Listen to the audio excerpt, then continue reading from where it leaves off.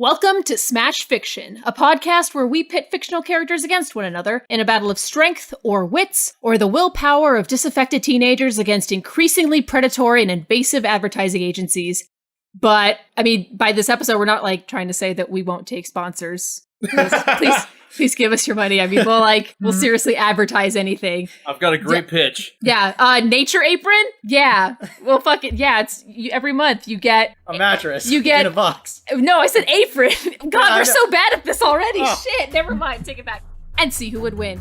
This week, Daria Morgendorffer versus Don Draper.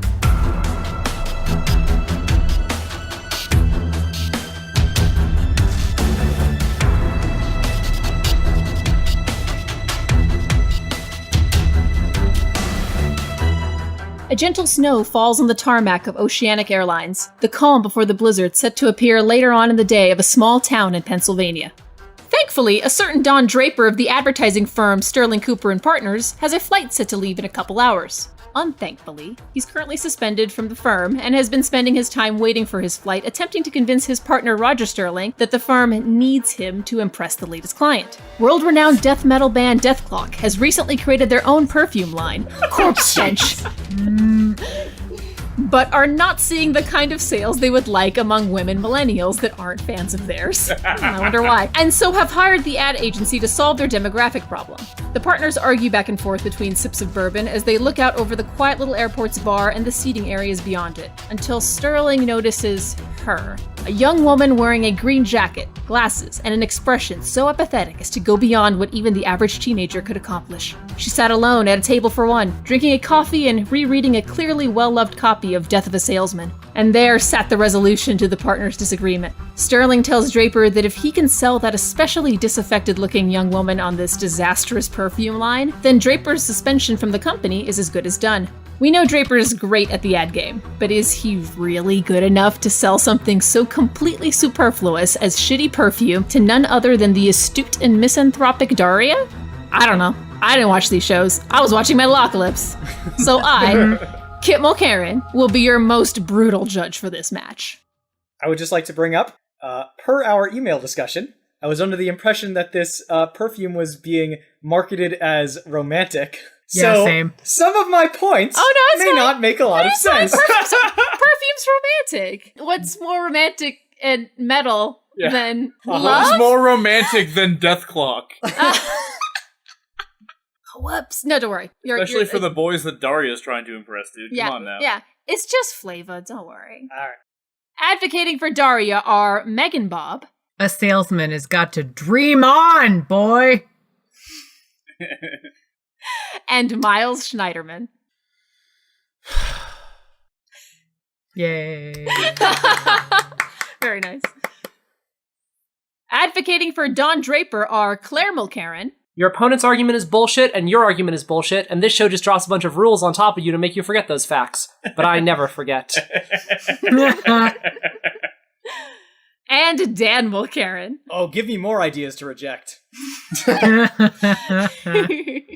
If it isn't obvious, Colin has now decided that this will be the episode, that she decides to go by Claire. Yeah. So deal with it. Trying out the new pronouns and the new name for a while, we'll see if I like them. But if I don't, then maybe I'll go back, but I probably won't, because, yeah, it's been more of me just being too afraid to try out a new name and new pronouns than me not knowing that I want to, so we're trying this out. Yeah, it's you, buddy. Yeah. Yay! Yeah, now my roller derby team will be far less confused when they listen to this podcast and wonder which one of them is me. Gender's a social construction. Anyway, moving on. In order to determine who goes first, I had both teams attempt to sell me something I hate by dressing it up as something I love. Dan and Claire got to work on genetically modifying mosquitoes. We had so many left over from that vampire killing thing. Oh, God, we did. Bloodsucker killing. Yep. Well, they genetically modified them into being tiny flying Godzillas. Oh. Adorable in theory, but now a bunch of hard-to-see and rapidly reproducing radiation monsters were flying around, blasting people with tiny radioactive breath attacks. There are no bad ideas. Except when there are. They then had to modify a lot of moths into tiny Mothras to handle the situation, but now there's too many Mothras, and I think they're currently trying to make some spiders into tiny Kumonga to handle the Mothras, so Incidentally, Why, oh, why did they genetically engineer that fly? Incidentally, Too Many Mothras is the name of my next sitcom that I'm pitching to NBC. Oh my god! Nice. I will produce that. Takes a lot to demolish a city. Bob and Miles, on the other hand, decided to work the Dr. Doom angle. Oh! Bob really had to sell Miles Sure. on this. But eventually, they invented Dr. Doom's super absorbent cage liners and potty pads. Yay. Now, I can have my pets shit directly on Doom's stupid self-absorbed mask face and then throw him in the trash where he belongs. Thanks, Bob and Miles. As Team Daria, you get to go first. No problem. So- I didn't even know Bob had that much money. Well, there was a lot of theft involved, but I regret nothing. You just wait until you see my scorpion-sized Ghidra kit, then you'll see. Oh no, please no. Too spooky. How cute. Okay, anyway. Team Daria. I know this ain't your first time ranting about the man. I mean, that applies to me, Bob, and the characters, so Yeah. it works Yeah. out. That's perfect. It's beautiful. Oh, so many. 5 reasons Don Draper will fail to sell Daria anything. Number 4 will surprise you. Reason 1 that Don Draper is doomed. When it comes to the power of perfumey romance, Daria falls for Tom and for Trent. Neither of those iterations of romance are even close to Don Draper's vision of it. Consider that Daria's description of what matters in a relationship is, quote, that you like the same pizza toppings. And when romance is on the table, there are exactly 2 guys in all of Lawndale that rate her attention. Trent, older slacker musician with many piercings. Tom, intelligent and largely pleasant guy that is non-threatening. Don Draper is neither of these. Daria had to be around Trent for many, many episodes before he has meaningful sway, and Tom's around her for several weeks before any moves are made. How dedicated is Don to this sale? Because he's gonna have to be Jane's older brother or Jane's ex-boyfriend to have any romantic credibility with Daria. We have to ask, is Don Draper willing to steal Trent's identity and take over as lead singer for Mystic Spiral for this sale? What if he just appeals to her sense of romance in general? A quote from Daria's Valentine's HuffPo article says, quote, I myself am not utterly without romance. I am seeing someone right now. I'd rather not give any details except to say proudly that he does not wear a house arrest anklet, and he and I are planning a traditional holiday celebration. Tonight we're going door to door in Santa hats, caroling Good King Wenceslas at the top of our lungs. That ought to liven up a few candlelit dinners. What sales pitch evokes that version of romance, pray tell? Reason 2, Daria is a master of shutting down positive approaches to getting her attention. When the fashionistas from the Amazon modeling place come to Lawndale, they take an interest in her and flatter her. Cloud asks her about taking her glasses off so they can see her face better. Daria says, I can't take my glasses off. I need them to see scam artists. Those are the scalding burns that will meet Don Draper when he tries to talk to her. His ego will need skin grafts in order to make a full recovery. Unless Don Draper has joined the pickup artist community and is into negging now, he's only got the warm and aspirational approach to go with. And Lord help him if he tries to open with negging. The tread of combat boots will be permanently etched into his balls. Reason 3, Daria is a cutthroat mercenary who will take advantage of the weak, not get taken advantage of. In College Board, Daria sells her essay editing services when she sees an opportunity for $10 from some gullible college kids using a shitty paper mill. She looked at something they already had and upsold those college dinguses. Dingai? Or is it dingies? Like theses? Wait, Anyway, is it vital Greek points or is it, what's the other I one? know. Roman? We have to, the vital points of inquiry aside. Daria has her own sense of salesmanship and smelling when there's a buck to be made. In I Loathe the Parade, she gouges her own dad for $20 to go get toilet paper. And this is when he's stuck in the toilet until she gets back. Reason 4, Daria is a millennial. Have you fucking seen all the articles about how Don Draper's style of marketing doesn't work on millennials? The numbers are in, and you can't sell stuff in that louche 1960s rugged individualism way and expect results. I mean, if someone has any internet at all, they can price compare, look at reviews, ask their tweeps for recommendations, see the comments on the Facebook page for the product, and then look up the company's ethical policies, their fair trade certification, and then walk 5 feet to the goddamn airport Sephora and try on every other perfume in existence to see if they like one of them more. You don't see Daria do that, you say, because you never see her buy anything that isn't a slice of pizza. If you can scale the wall of Daria's anti-consumerist tendencies, then that's what's awaiting you on the other side. And good luck getting over that wall in the first place. Reason 5, Daria is antisocial as fuck. She hates talking to people. She hates meeting new people. She hates even being in situations that require sharing oxygen with people. A cold sales approach at an airport is going to piss her right the fuck off. And really, making a compelling sales pitch at an airport is painting the Mona Lisa in a porta potty. Don, seriously, what is even the point of trying at all? Airports are the elephant graveyards for the ability to give a fuck. Daria is unwilling to interact with strangers on a good day. At the airport, let's all just be grateful TSA takes pocket knives. I'll just close with a reminder that Daria's goal in life is to be a writer. Specifically, quote, a bitter, angry hack who starts fistfights at cocktail parties. Don doesn't have a potential customer. He's got competition.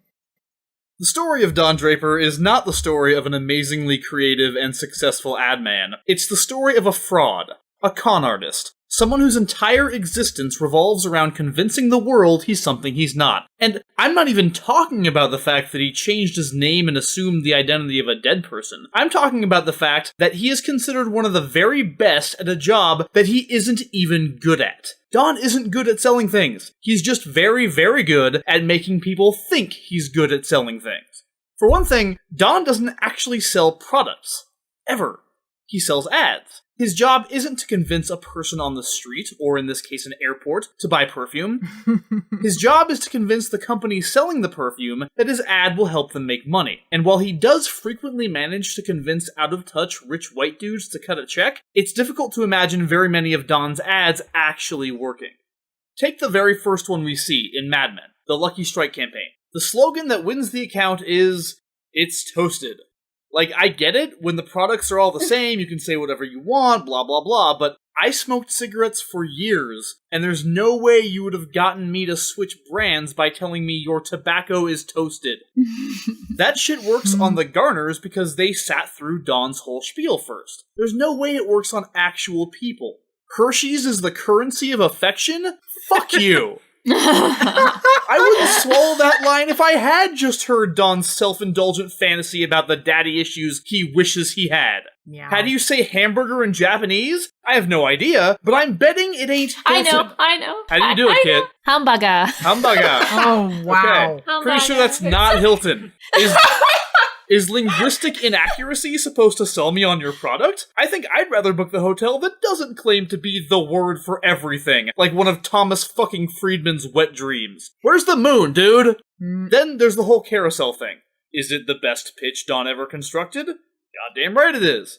Is Don going to be hanging out in Kodak stores, showing adorable slides of him and his family so that people will buy the carousel? Hells to the no!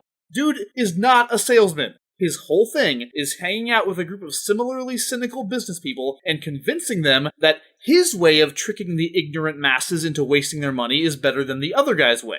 At no point does he eliminate the middleman and try to sell something directly, and even if he did, he would fuck it up. Because in that scenario, he doesn't have the tools of the trade he needs to succeed. I would love to see Don Draper try to sell anything to a person who didn't walk into his office for the purpose of being sold to, fully expecting him to be brilliant. I'd like to see him do it without having rehearsed anything, without visual aids created by the art department, without a plan of attack he's spent days hammering out with the assistance of his colleagues. Because, by the way, so many of Don's accomplishments can be directly attributed to other people. His drunken life cereal pitch only worked when he accidentally dropped a stolen slogan from Danny Siegel. He salvaged the Heinz Beans campaign with an idea he got from Megan and with her prompting him. A victory he himself admits belongs to her. And yeah, the Jaguar pitch is a masterpiece of sexist, horrible, sexist, capitalist, sexist bullshit. But he got not only the slogan, but the entire idea from Michael Ginsberg. The most successful pitch Don ever made on his own was his pitch to Roger Sterling about hiring him, and that only worked because he got the guy drunk. But let's go back to the sexist and horribly sexist Jaguar campaign, because it is merely the most basic example of why Don's shit won't work on Daria. For one thing, he has no idea how to sell to a woman, much less a woman living 30 years after his era, much less a woman living 30 years after his era who don't give a fuck. If there is one thing about advertising Don's good at, and that's a big if, it's knowing what people want and how their minds work. When it comes to Daria, all that shit goes out the window, regardless of gender. While pitching that Lucky Strike ad, Don says, advertising is based on one thing: happiness.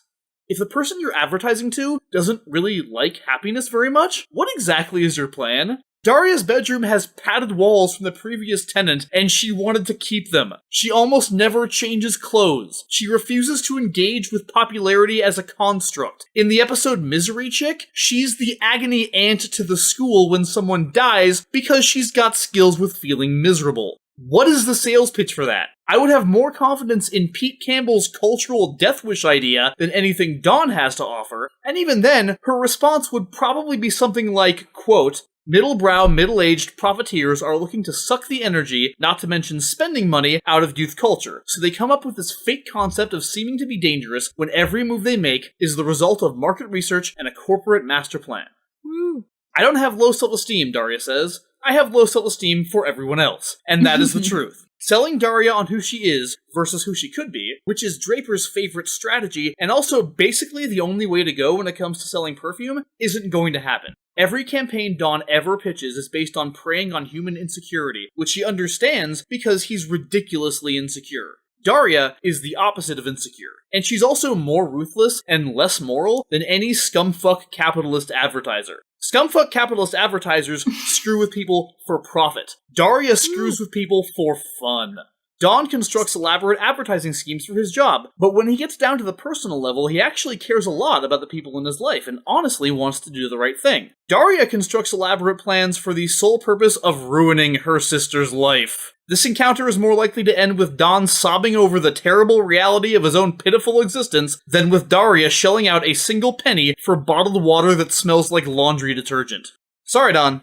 I know how much you hate it when your ideas are rejected. Hey, here's a tried and true Daria-ism that you might be able to steal for your next pitch. Haven't you ever heard the expression, get the hell away from me? I think I'm going to start an ad agency and call it Scumfuck Capitalist and Partners. Yeah! Oh, God. It even has the same abbreviation. Oh, man, that's beautiful. Wow. The horrible thing is I believe you get business. Oh, yeah. They're like, oh, Kit's honest. I respect that. Yeah, she's a straight shooter. All right. Team Draper, please try to blow only figurative smoke into her eyes. So in order for Daria to buy this perfume, first Don is going to have to get her to engage with him. So let's take a look at a bunch of different Mad Men episodes that all have the inciting incident of Don striking up a conversation with a stranger in a public place. There was Joy, who thought Don was cute and invited him to her house for dinner, and then also invited him to leave his job and run away with her and her freaky polyamorous free love intellectual commune. There was Dennis Hobart, the tough blue-collar prison guard from Joyzy, who struck up a conversation with Don when they were both waiting in the hospital maternity ward, and Dennis ended up going super deep and sharing all his feelings with Don and fears about being a father and telling Don that he likes Don, and Don's an honest guy and trust him, he knew these kinds of things. And then there was PFC Dinkins, a dude who was out drinking the night before his wedding and met Don at a bar and started chatting with him. They hit it off so well that Dinkins put Don into his wedding party the next day and asked him to walk the bride down the aisle since she didn't have any living parents. There was the frankly adorable scene where Don was seated on a plane next to a middle-aged woman and ended up talking to her about her dead husband and his failing marriage, and they engaged in a bit of wholesome asexual plane snuggling. There was the too young teenage girl who was hanging out backstage at a Rolling Stones concert hoping to meet the band that Don ended up giving some parental advice to, warning her about the dangers of her behavior in a legitimately moral and good dad sort of way, all while actually listening to her and treating her like a real person. Oh yeah, and then there's Conrad Hilton, as in the founder of Hilton Hotels and the great-great-uncle of Paris Hilton. Don met him at a fancy party, not knowing who he was, and struck up a conversation with him. Conrad talked about growing up poor and feeling out of place in events like this, and Don made them some drinks and told a humorous story about growing up in similar circumstances. Hilton was so thoroughly charmed by Don's intelligence and humor that he ended up giving over the businesses of the New York Hilton Hotels to Sterling Cooper and becoming a close friend of Don's. We all know that Don is into the occasional no-strings-attached physical intimacy with strangers, but even more so than that, we see him often engaging in no-strings-attached intellectual and emotional intimacy with people that he has just met, and this seems to get him off even more. And you know what all these people have in common? Nothing! Don is magnetic to everyone that he meets from all walks of life. Young, old, rich, poor, squares, counterculturalists. Not only can Don get anyone he meets to take off their clothes without even trying, he can also get them to take off their mask and talk to him in a way that they've never talked to anyone before. So now let's go into that pitch he's going to make. I don't know what he's going to say, because I never do, but I'll tell you this much. It's going to be great, because it always is. Let's be real here. We all know that Don is a profoundly broken human being who has a very difficult time experiencing happiness. And how does he attempt to solve this problem? 3 main ways: drinking, adultery, and designing mind-blowing ad campaigns in a desperate attempt to connect to humanity. My favorite campaign of his still has to be the one where he had to design the ad campaign for the round rotating slide projector made by Kodak called the Wheel. Everyone around him was telling him about how revolutionary and futuristic the technology was, pitching him ideas like Kodak reinvented the wheel, etc. But Don was looking at the pictures of his family in those slides, and he realized he wasn't thinking about the future, he was thinking about the past. As he puts it, nostalgia literally means the pain from an old wound. It's a twinge in your heart far more powerful than memory alone. This device isn't a spaceship. It's a time machine. It goes backwards, forwards, and takes us to the place where we ache to go again. It's not called the wheel. It's called the carousel. It lets us travel the way a child travels, round and around, and back home again, to a place where we know we are loved. I don't care who you are, those words are elegant and powerful and true in a way that simply cannot be ignored. When Daria hears Don spouting shit like that, her small heart is gonna grow 3 sizes that day, and she herself, Daria, is gonna cut the roast beast. And whenever Don's ad campaigns are rejected, it's never ever because they are cliched. Don despises cliches like Daria despises changing the pitch of her voice. No, when Don's ad campaigns are rejected by clients, it's because they are too avant-garde, too painful, too truthful. He once created a really stunning ad for a Hawaiian hotel that featured a man's discarded clothing and shoes sitting on a beach next to a set of bare footprints that led down to the waterline and disappeared into the waves. It was supposed to evoke thoughts of discarding your old identity and your old worries and memories and being baptized anew in the heavenly Hawaiian waters. But some of the clients thought that it was too strongly evoking suicide. One of them commented, "It's a little morbid," to which Don responded, "Heaven's a little morbid. How do you get to heaven? Something terrible has to happen." He later said to the firm's art director, a bearded hipster type, "Does this make you think of suicide?" To which the man responded, "Of course, that's what's so great about it." You really think Daria, of all people, is going to be weirded out if Don's pitch ends up being a little too disrespectful of social norms, too artsy, too morbid? So I want to say I wrote this next part not knowing what the perfume was going to be called. If Don ends up pitching some sort of memento mori death perfume, the scent of Persephone or whatever, flowers smell of life, but life is temporary, and eventually all things die, but that is what makes them beautiful. It actually just smells like blood and grave dirt, but I mean, I guess that's good too. We'll add some Persephone in there. Yeah. Smells / is largely composed of. Then man, Daria's gonna buy a whole case. Despite what he looks like, Don is, at his core, an outsider and a kindred spirit with Daria. They both have the same exact problem. They think the world is mostly filled with fakers, and they don't feel connected to anything. They just solved this problem in opposite ways. Whereas Daria put on a mask of sarcasm and shut the world out, Don put on a mask of contented normalcy and hoped that if he pretended to be his idea of a happy person for long enough, eventually he'd start feeling like one. But just like when Don met Rachel Menken, or Anna Draper, or Bert Cooper, or any of the other people who, like him, felt apart from the world in their own way, when he meets Daria, within just a few sentences of talking to each other, both of their facades will drop and they'll start talking to each other like real people. And then it's only a matter of time before Don has to ask her those 4 little words. What do you want? The reason this match is so appealing is because it seems to be an irresistible force versus an immovable object. Daria is known for being taciturn, apathetic, willfully disconnected from the world of her peers. How could even a highly accomplished, incredibly successful ad man like Don Draper get through that world-weary shell? Well, it turns out that Daria's shell is really more like a bedsheet with eye holes cut into it, and a thin bedsheet at that. She may project the image of a disaffected youth, but deep down, she wants the same things that so many other teenagers want. Hell, that so many other people want. And you don't have to be Don Draper to tear away that bedsheet of false self-confidence +1 and see the genuine person beneath. In the episode Gifted, Daria herself admits that her attitude keeps her from being able to do the things that she would enjoy, but she's just too afraid to try something else. She acknowledges that her cynicism is just a mask in the episode Psychotherapy, and that mask can sometimes come off. as she's not averse to trying new things in the name of fashion. She tries on lipstick in Road Warrior. Even better, in Through a Lens Darkly, Daria tries on some very uncomfortable contact lenses. But after receiving compliments on how she looks without glasses, she stops wearing the contacts, but also doesn't put her glasses back on, resulting in her bumbling around all day, making the conscious choice that being functionally blind is an acceptable price to pay, all because she actually does care about how people perceive her. Draper doesn't need to convince her that she has these emotional limitations and hang-ups. She knows this already. And there are multiple times when Daria's antisocial behavior is put right in front of her, and she expresses a desire to change it. In the episode It Happened One Nut, a career aptitude test determines that her lack of interest in personal interaction means she's best suited to becoming a mortician. Rather than embrace this result the way a genuinely misanthropic person would, she instead decides to go to counseling to improve her social skills. The truth is, she wants to be involved with people more than she actually is. And it's not going to take much for her to start listening to Draper. Daria is smart, easily one of the smartest people in her town, but when you're surrounded by the sorts of idiots that attend Lawndale High, anyone capable of reading at a 3rd grade level is going to be in the top 10%. Hell, she came from Beavis and Butthead. It's no wonder she was starved for intellectual interaction. So starved that, seconds after meeting Jane and realizing she's capable of sarcasm, Daria decides that Jane is her new best friend. In The New Kid, Daria meets up with a student named Ted, and they almost instantly bond. What does it take to forge such a bond with Daria? Well, in Ted's case, it was to talk about a book Daria read, and then to correctly recognize when Daria is being sarcastic. From that bare minimum of basic human interaction, Daria becomes close enough with Ted that Daria's sister Quinn believes they're going out.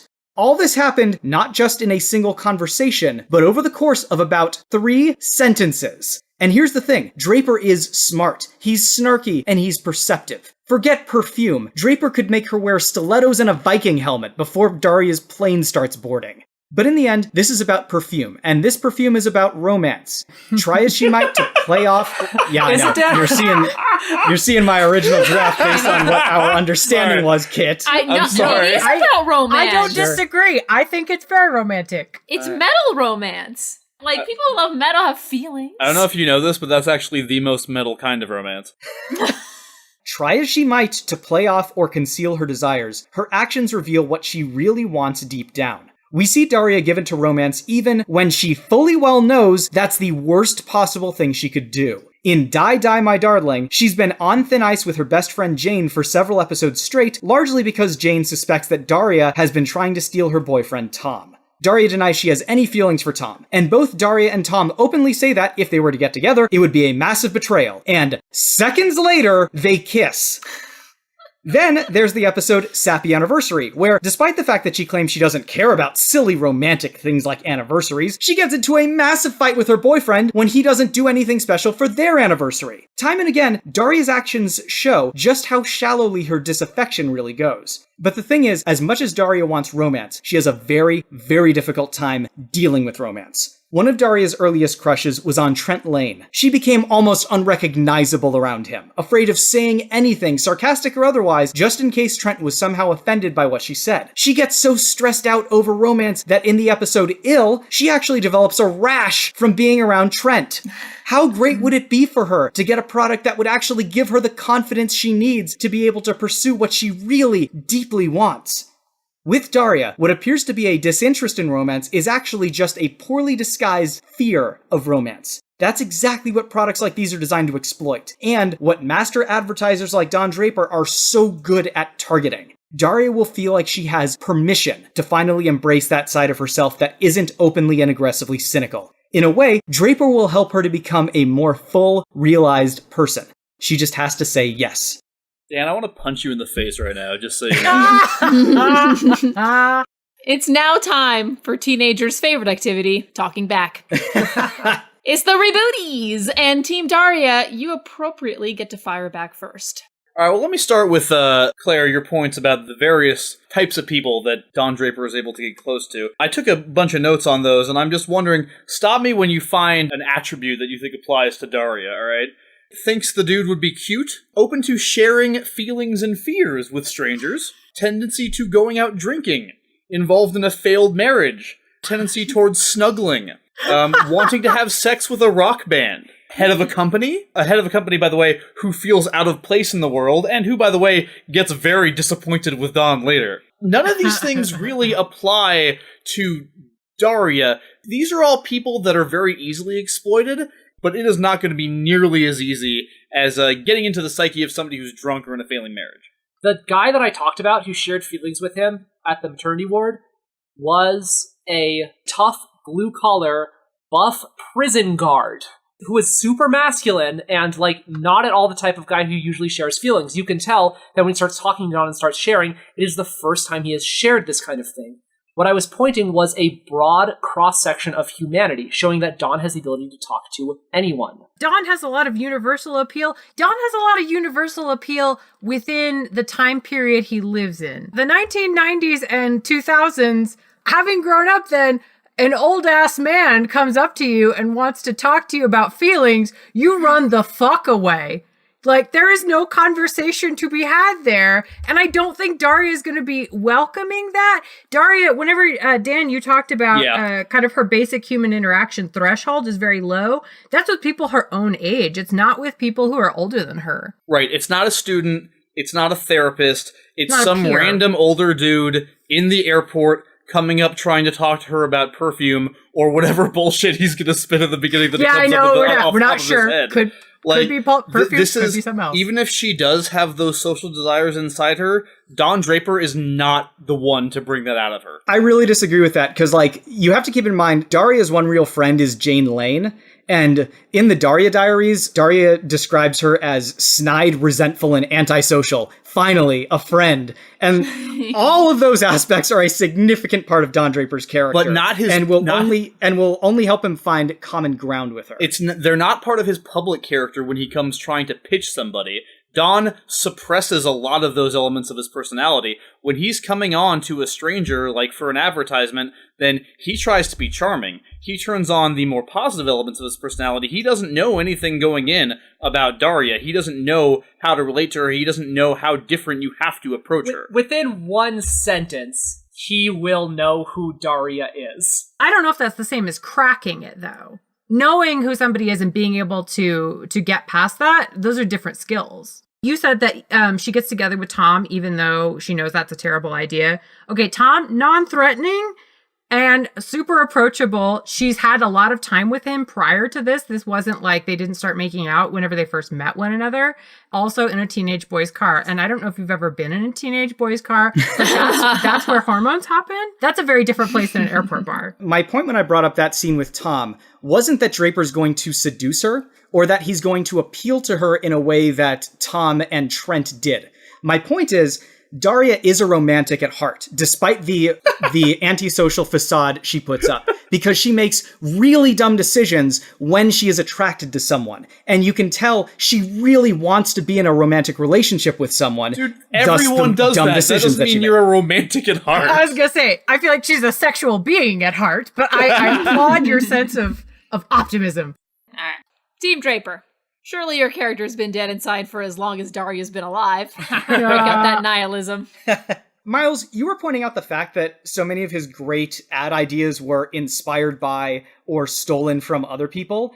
The point you're missing is that those worked. Like, one of Don's great strengths is his ability to pick up on little details and ideas and then bring them in when he performs an ad pitch. And, you know, as the old saying goes, good artists copy, but great artists steal. It doesn't matter where he gets his ideas from if they work. He's going into here with a big gas tank full of stolen ideas. I had a feeling that phrase was going to come up today. It's actually the second time I've heard that today in totally different context. Okay. Anyway. Cause a wheel, man. Sure, yeah. So you can say the stolen ideas worked if you want to. The stolen slogan that he accidentally dropped while he was drunk, I'm not really prepared to give him credit for that one. The Jaguar idea he only came up with because Ginsberg, forced him to hear him out. Don didn't want to listen to Ginsberg. Ginsberg forced him to listen. And the Heinz Beans ad that he got from Megan only happened because Megan happened to overhear something in the bathroom to the effect that they were getting fired and that it was time to just pull out the last of the stops because otherwise they were going to get fired by the guy anyway. None of those are examples of, like, times where he pulled something from his stolen slogan quiver and fucking made it work. It was just luck, and in one case, intoxication. I mean, I could go through and refute these all one at a time, but it's not really worth our time here, I don't think. Like, I mean, a couple times where he got really drunk and kind of messed up a pitch one time. I mean, I don't think that's going to be the case this time. And then he was getting fired, so he had to give a pitch earlier than he was ready, and Megan helped him out. I mean, that's just like, Megan is awesome. That's not Don sucks. Like, you know. But the guy was about to fire him. For reasons that aren't necessarily due to his performance personally. You're talking about Daria like she's a millennial? Like, does Daria have a smartphone? Would Daria be on Facebook? No, Daria reads freaking books. Daria is old-timey. That's more of her thing. She's more looking backwards. Like we said, she's more likely to have read a lot of the same books as Don, and a lot of the things that Don pitches are universal. They're timeless. Other people are doing trendy things. He's doing timeless things. Like a mother serving a child beans throughout the generations? Yes. You know what? I fucking can. late. Okay, I'm kind of willing to go with, does Daria have a smartphone? Maybe not, but she certainly is not going to jump on purchasing a thing that was impulsive. She's just not a buyer of stuff. I really disagree with that, Megan Bob. That's like the beginning of so many episodes of Daria is her like trying something outside of her comfort zone, and like that's the whole joke is she's trying a different thing, and it ends up not being right for her, but she does try it. I can point to one thing very specifically, which was in the episode Pierce Me, where Trent convinces her to get a belly button piercing in 2 sentences. Whoa, Like, no. You say that was being laid down over months, and he just leveraged it in that moment because he wanted a piercing, and it was $11. And Yeah, it's somebody very said clear. $11, and I think you'd look hot. No, she loved didn't- him for months. Yeah. But she didn't make that decision because it was $11. She makes this decision because of her desire to engage in romance. Well, no, Like, Dan, no. You're confusing the order of operations here. Because Daria doesn't... Order of operation. Whatever, causality, it doesn't matter. Daria doesn't make a decision or have a thought about a product in order to fall in love, in order to engage in romance, or in order to, like, access that part of her psyche. She has feelings for somebody, and then that influences her choices in what she's buying temporarily, and without much result, I might add. The feelings, the romance, happen first, and they happen because of the person she's falling for. And then long-ass time. the product stuff happens. You don't get Daria to access the romantic part of her personality via product placement. Miles, we're not saying that she's going to fall for Don Draper. I know you're she not. Has I know Oh, you're thank not. God. But you're saying... Oh, hell no. No. Oh, hell no. No. I would just like, it'd be like, both y'all lose. No, no. But you're She has saying she has that Don pre-existing Draper's romantic feelings for people. She has pre-existing romantic feelings for people, and those are the feelings that Draper's going to be using to leverage his sales pitch. But those are completely separate. When she does buy things, she buys them as part of a direct relationship with someone that she's into. You cannot get her into that headspace of, I am going to buy this product, something that she is fundamentally against normally, without the presence and direct influence of her love interest. I will say, if you're a teenager and you have a love interest, they're on your mind all the time, even when they're not around. Like, it doesn't matter if they're not in the room. All right. Many sales were pitched, sarcastic remarks droned, spiels were reeled off, and everyone that had been seated around the verbally dueling pair had long since abandoned the area due to the dangerously high levels of nihilism that now soaked the air almost tangibly. Daria hears the boarding announcement for her flight, and with as much monotone sarcasm as she can possibly fit into 4 words, she tells Draper, "I'll sleep on it." She boards her flight, and eventually Draper boards his own. Daria grudgingly returns to her life as the most intelligent person in her household, and longing to escape the inane small talk that comes with returning home, insists she's exhausted and retires to her room. Draper, meanwhile, on his own flight, takes the edge off of what felt like years of speaking to Daria by sampling every type of alcohol that Oceanic Airlines has to offer, twice. I got you, babe. I got you, babe. Sunny and Cher grow louder and louder over the hotel radio alarm until they are cut off by 2 overly enthusiastic radio announcers, Ben Smith and Eric Devlin. Okay, campers, rise and shine, and don't forget your booties, because it's cold out there today. It's cold out there every day. What is this, Miami Beach? Both Daria and Draper pull themselves out of their respective beds and sluggishly walk to the bathrooms of their respective hotels. They both splash water onto their faces in an effort to wash away the grogginess before walking over to the curtains. Meanwhile, DJs Smith and Devlin continue. The big question on everybody's lips, on their chapped lips, right? Do you think Phil will come out and see a shadow? Punxsutawney Phil! Oh no. Yeah! Draper and Daria pull the curtains apart and find out that they are still in the town that they had just flown out of. They are in yesterday. Oh no! That's right, Yes! That's right, Woodchuck Chuckers. It's Groundhog Day! You know what that means, Bob. Of course I know what that means, Eric. But the question is, do Daria and Dawn know what that means? They're probably too busy trying to convince themselves it's all just a horrible dream. But it absolutely isn't. Daria and Dawn, we are the spirits of Groundhog Day. Sweet. And you are stuck in a time loop until, well, they've got to figure that out for themselves. Get up and check that hog out there. And they should probably know, Bob. Yeah, they might as well tell them. Only one of you is getting out. If they get out at all. You heard them, teams. These two time-twisting spirits of Groundhog Day have chosen to trap Daria and Draper in the same day for all eternity until they basically get the fuck over themselves. What? Nice. How will these two, both so dead inside, first react to finding out this day of their lives will repeat seemingly forever? Once they ultimately can no longer stand it, how will they try to escape the loop? What are their interactions with each other like in this endless day?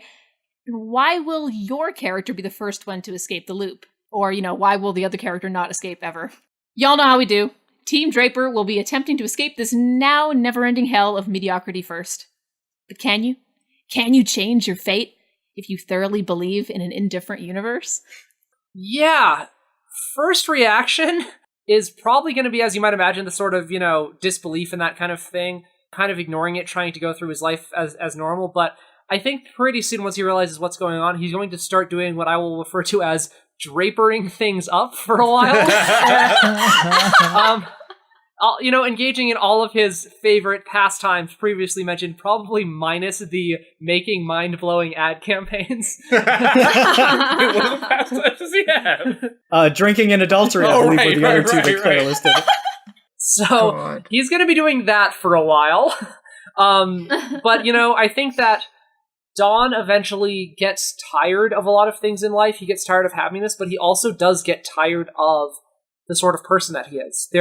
Especially around seasons like 4 and 5, Don starts taking steps to improve his life, and basically all throughout season 5, he is genuinely happy. Season 6 is him having his, sort of setback and, kind of falling off again, but then season 7, the closing image of Mad Men is Don practicing transcendental meditation. It's moving into, the 70s, and Don is starting to get to a place where he is at peace with himself for the first time in his life. And we don't know whether or not it's going to last. That's sort of the thing that the series leaves open, but we do get a sense that he is capable of improving and cutting his old bad habits, and he does want to be better, and he is capable of working on that kind of thing. I know that's not very funny. I just like Mad Men a lot, and I like talking about it, and I was thinking about this as a thought experiment.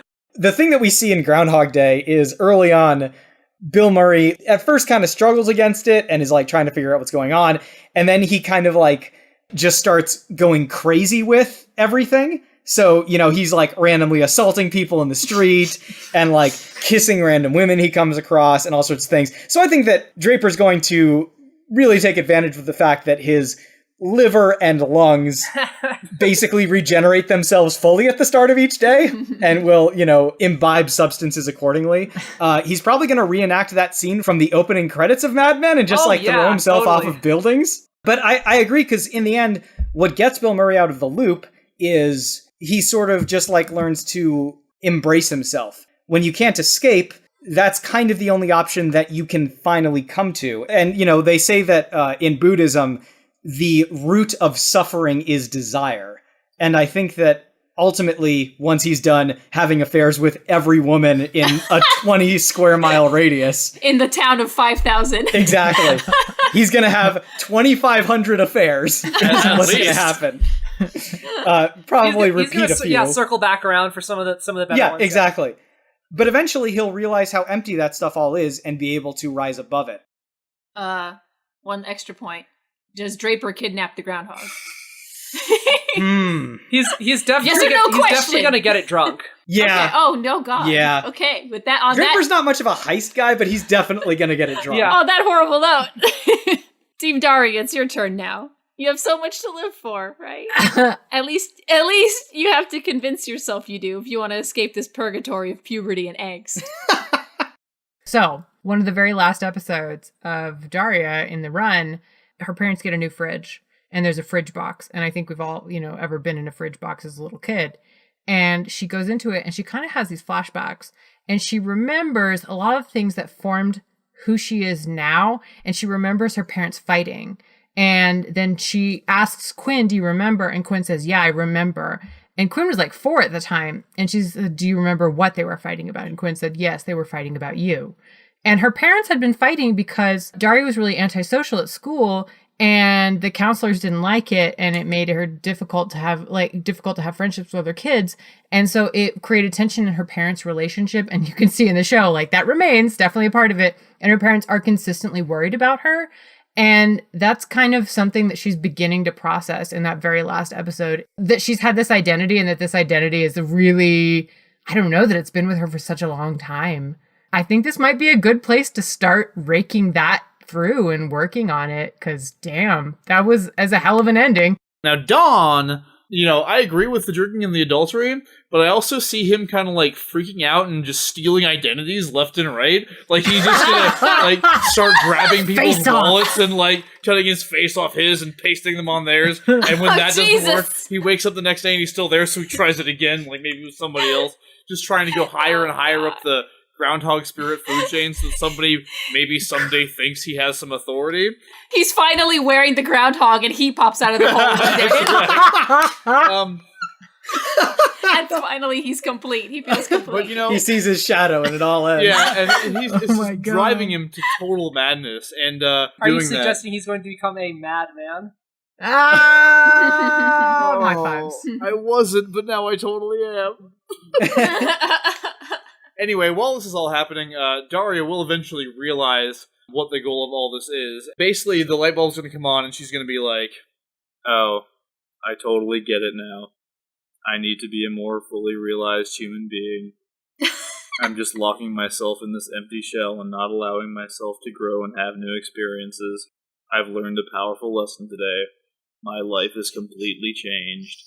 And the sheer power of that level of sarcasm will just break open the entire illusion. In The Matrix when he kills Smith at the end, and Smith's head bursts open and there's that white light that comes out? That's gonna be what it is, because the power of sarcasm has and will always defend Daria Morgendorffer in this scenario as in all others. Does she kidnap the groundhog? I mean, I think that she goes, now that reality's broken open and she's sort of free because she spent time in this different place and has matured. I think she's going to go off to college, but the groundhog is going to go off to college with her. Yeah. Oh, And yeah, they're gonna- she's totally matured. Oh, absolutely. I mean, I think, because I see it as she's used this time to do some catch me if you can shit. Because she's always wanted authority in adult, not to be told what to do, because adults do things because I said so, not for good reasons. And she's going to go, no. I'm going to start assuming other identities that are responsible identities, and then doing Sure. things that are worthwhile. Right. And also, this groundhog's going to be my assistant. She's learned Draper's methods, and now she's going to execute them to a greater perfection than he ever dreamed of. Sensei. Judge pandering. Now that I firmly have the image of a groundhog going to college in my mind. You're welcome. He's wearing a tiny mortar board, the tiniest. No groundhogs I'm left gonna say- behind. Yeah. Aww, I just ruined it. He's his little textbooks, and he's skateboarding to school. He's still wearing his talking high school Letterman jacket. Oh! Reliving his what glory letters days. did he get? Oh my God, was he in marching Groundhog band? jocks. Yeah, he was in marching band, he was in about. choir. All right, this is a conversation you have after I've gone. Okay. Okay. Bye, Kit. Oh, goodness. So, Claire and Megan Bob, I assume the two of you have feelings on these two of your favorite shows of all time. Yeah. Yeah. A lot. I'd never, ever seen an episode of Mad Men before. And it was extraordinary and beautiful and interesting.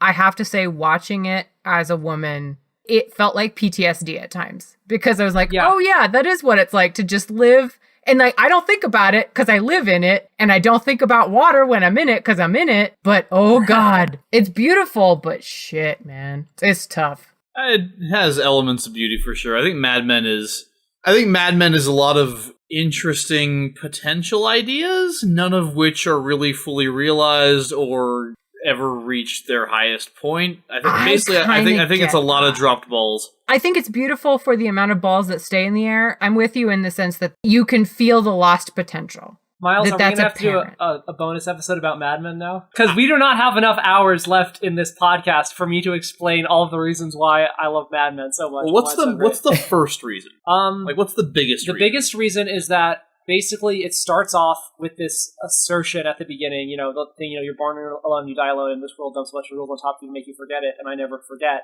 A show that's willing to grapple with that as its central theme in a drama, and in a way, in my mind, a show that is a drama without ever being melodramatic, and always, in my mind, being grounded in a real emotional reality, is like I'll put it this way, the two shows that were coming out at the same time that were always compared to one another were Mad Men and Breaking Bad. Yeah. And for me, Breaking Bad is about drug dealers, and it has guns and action in it, and Mad Men is about people working in an advertising agency. And if I enjoy that as much as Breaking Bad, which has this much more inherently interesting premise, I think I'm always going to like Mad Men more, just because I think it can, of what it is able to do with that premise. I don't think Mad Men does nearly enough with its setting. I don't see anything about the overall themes of Mad Men that necessarily require it to be set in a 60s ad agency. And I can't fucking handle the world of advertising now, much less then. How many of you watched Daria? How old were you when you were watching it? 29.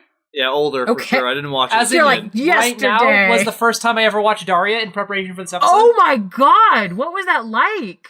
It was great. I thought it was awesome. Yeah, very amazing.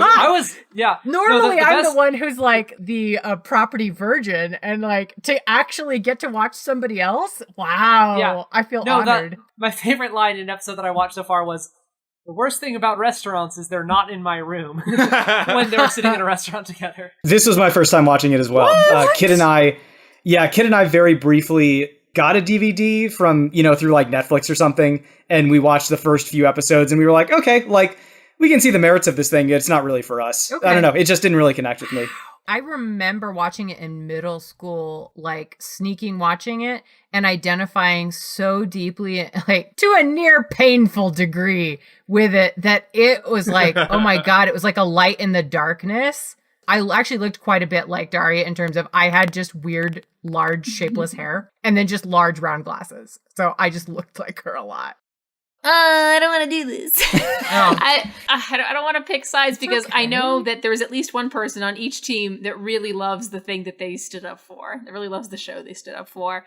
Strong arguments on both sides, truly. But I feel like, kind of appropriately, the one that swayed me the most was Team Draper. All right, I can live with that. All right, I'm sorry. No, man, I was about to be ready to be like, well, it's okay. Like, Team Daria did a really good job. Yeah. They did. You guys really did. Oh, man. I'm going to create a shitty ad campaign about why that was the wrong decision, kid. Like, it's going to have, like, visual aids and everything, and I'm going to come up with tacky-ass slogans about it. I mean, but is it because it's Don Draper? Is because you've become your own worst enemy, Miles. Yeah, I mean, the winner is always capitalism, and that's why we I know. I mean, nothing. It was nothing at all. Miles. In many ways, this was rigged from the outset because capitalism. I know, right? This was not a level playing field economically, or podcast. That's going to be our position on this forever. I am very happy. Time for the kid. Thank you, Kit. I'll never have my song. Sing your song, Kit. Well, now Miles definitely won't give it to me because no. Now the whole thanks is going out. Like everything is. Oh wow! Thanks Don't to make no other one. people My suffer. revenge begins tonight. You're editing revenge. Over to Twitter, whether Miles likes it or not. Miles Thank you to Mike Booch, Jake the Fake Jake, the Yumi and Duffy podcast, Cosplay Fiend, the Politipop podcast, Add a Son of a Gun, Sandwich Surplus, Aiden Reynolds, and Florian. Over to the Tumbles. Thank you to Pizamon, By Forge and Fire, G Prime, Changing Shades, Forte Joestar? Is that right? Yeah, Forte Joestar. And Mr. Man 334. What is a strange website? Facebook. Oh. On Facebook, Thank you to Jeffrey Ketchum and Robert Ramsey. I also wanted to thank Ben Smith and Eric Devlin, our 2 featured patrons from Patreon, who, because they donated at $1 a month or greater, were granted the role of trans-temporal radio DJs? Yeah, I mean, I want to call them Time Lords, but that's already a thing. Yeah. We should probably also thank Brad, considering he did give us this match. You're absolutely right. Brad Baltman, is also a patron, and because he donated at $10 a month for 3 months consecutively, he was able to dictate a match. He told us what match to make, and this, dear listeners, was that match. He also said, do Groundhog Day for the lightning round, Yeah. so there you go. There you go. Thank you so much, Dreams Brad. do come true. Thank you so much, and also, I fucking hate you. All right, we need to cut this conversation short because we have a new iTunes review to read. Oh, what? Welcome, iTunes reviewer. This one is titled The Absolute Best, and it's a 5-star rating, and it comes to us from Katrina E.N. Oh, well. Which, given the content of the review, would suggest it is from a certain previous co-host who also has her own podcast. Yep. The review goes, I love this podcast so much. It's funny, thoughtful about goofy stuff, and populated with clever, ridiculous people having way too much fun. Being a guest on this podcast and having the delight of them visiting our podcast have been some of the most fun podcasting I've ever done. Listen to it. You will love it. Oh, Thanks, Katrina. Thanks, Lucas Very Brown. sweet. Oh, wait. And on a totally unrelated note, everyone should go listen to the Gameable podcast, which is just I terrific. just, popped into my head for some reason that everyone should go listen to Gameable. You know. Apropos of nothing. Yeah. Thank you, everyone, for buying corpse... Wait, no. Thank you, everyone, for listening to our episode. Please sponsor us. Our next match will be Newt Scamander versus Hiccup Haddock.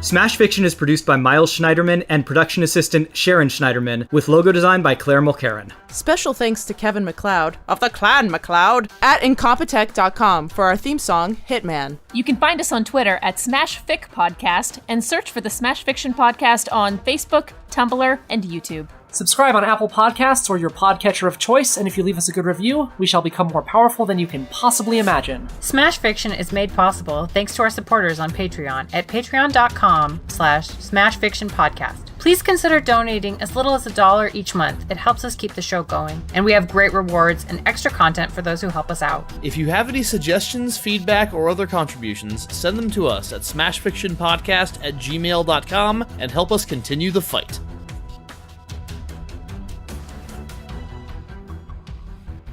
Team Draper, time for opening arguments.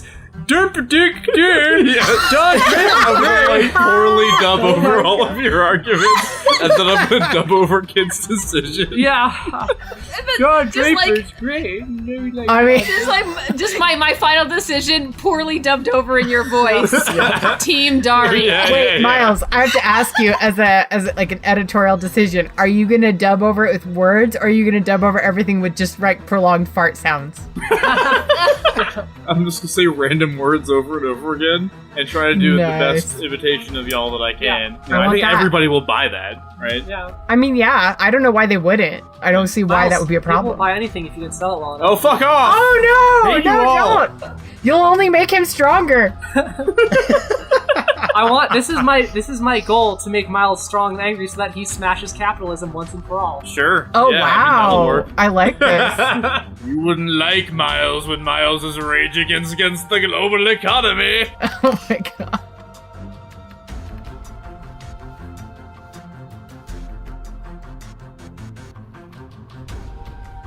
I'm proud of all of us right there, by the way. I'm very proud of everybody with that rebuttal. Yeah, That was good stuff. Yeah, civilized. Okay. Compared to us. others I who mean, had. aside from the blatant lies being spit from your Yeah, side, yeah. the bar is pretty low when it comes to us being civilized.